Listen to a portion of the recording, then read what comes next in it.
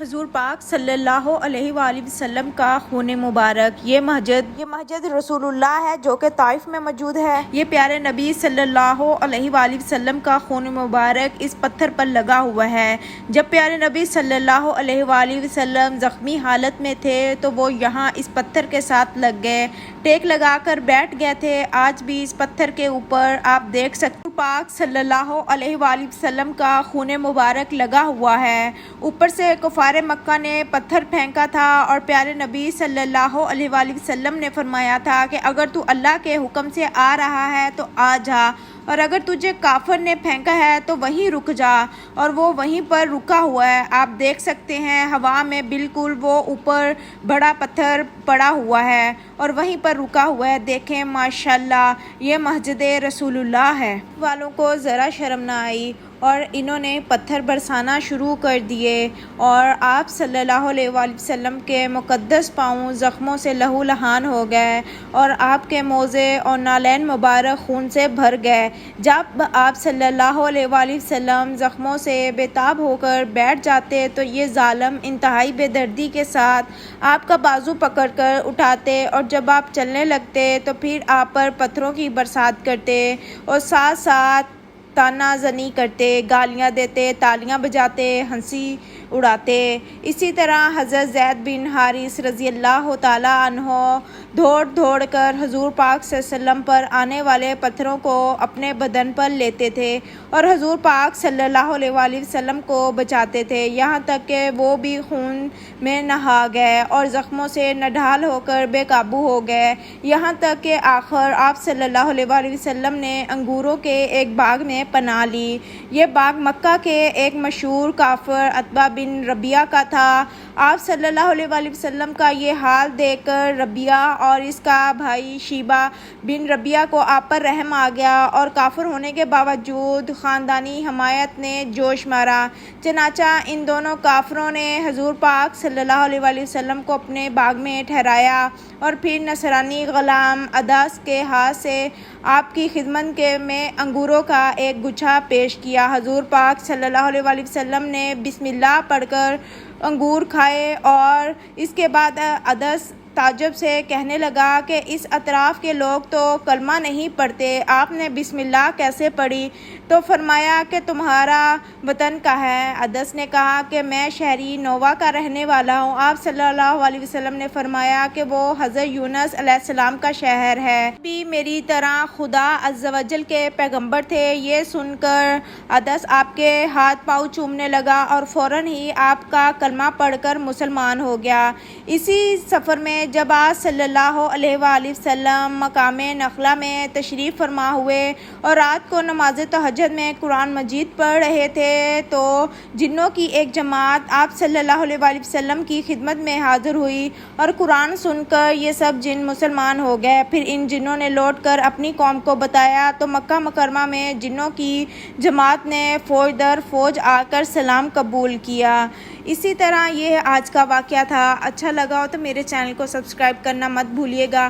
یہ live video ہے جو کہ آپ کے ساتھ شیئر کی جا رہی ہے، اور یہاں کی فضائیں یقیناً حضور پاک صلی اللہ علیہ وآلہ وسلم کو اور ان کے رہنے کا جو مقام تھا یا جہاں سے وہ گزرتے تھے احساس دلاتی ہیں، اور یوں لگتا ہے کہ جیسے ابھی بھی ان فضاؤں میں ہمارے پیارے نبی صلی اللہ علیہ وآلہ وسلم کی خوشبو مبارک موجود ہے، اور اتنی سکون دہ جگہ ہے، اتنی سکون دہ جگہ ہے کہ انسان وہاں پر ایک پچھلی صدی میں چلا جاتا ہے کہ ہمارے پاک پیغمبر صلی اللہ علیہ وآلہ وسلم یہاں پر موجود تھے، یہاں سے گزرا کرتے تھے۔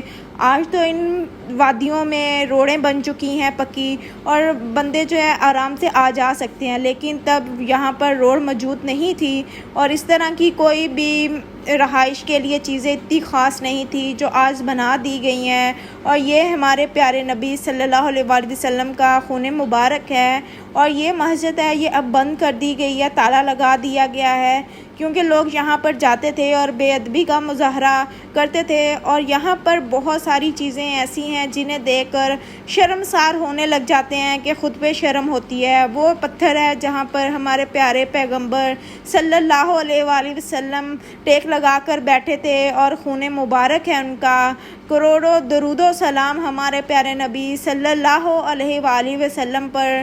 یوں لگتا ہے کہ جیسے آج بھی وہ یہاں پر ٹیک لگائے بیٹھے ہوئے ہیں، یوں محسوس ہوتا ہے۔ اور آج اس مسجد کو بند کر دیا ہے۔ یہ وہ پتھر ہے اور یہ وہ ظالم لوگ تھے، کفار، جو انہوں نے حضور پاک صلی اللہ علیہ وآلہ وسلم پر پتھر پھینکے۔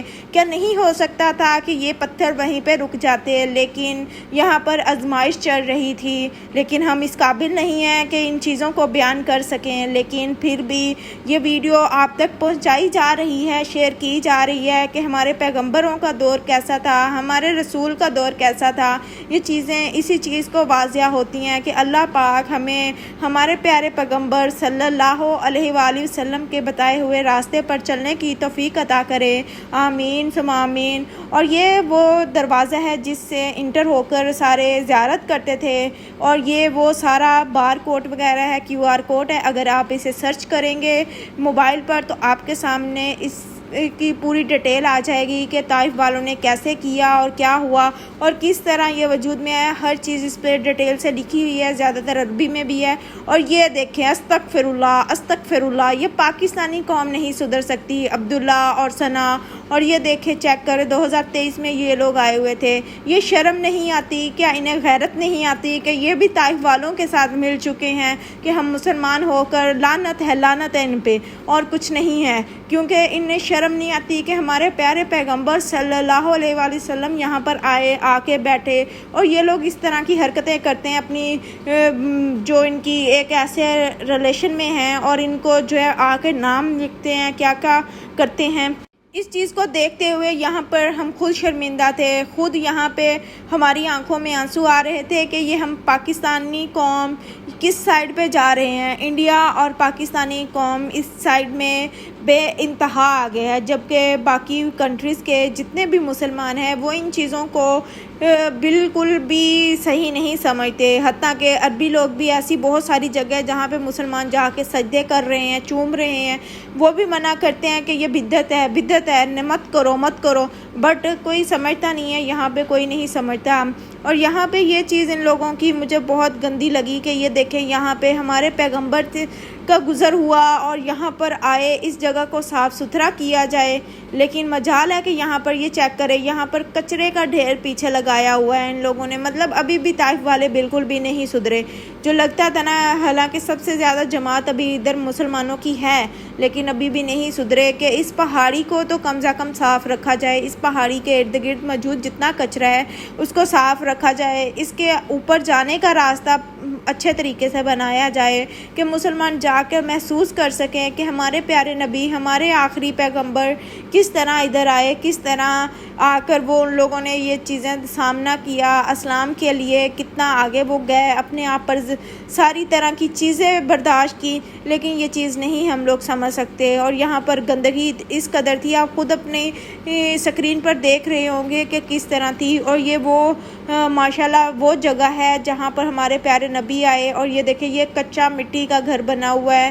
یہ دیکھیں، یہ چیک کریں آپ، یہ کہ نام کتنے لکھے ہوئے ہیں، اور زیادہ تر نام محمد زمان پتہ نہیں کیا لکھا ہوا ہے، انڈیا، یہ سارے پاکستانی اور انڈیا کے جو ہے یہ ان کی کرتوتیں ہیں کالی، اور یہ کارنامے ہیں۔ اس لیے تو آج ان کی جو ہے نا کہیں بھی اہمیت نہیں ہو پا رہی کہ سارے انہیں ایک عربی جو ہے خاص طور پر انہیں ایسی نظروں سے دیکھتے ہیں کہ مطلب بیان نہیں کر سکتے۔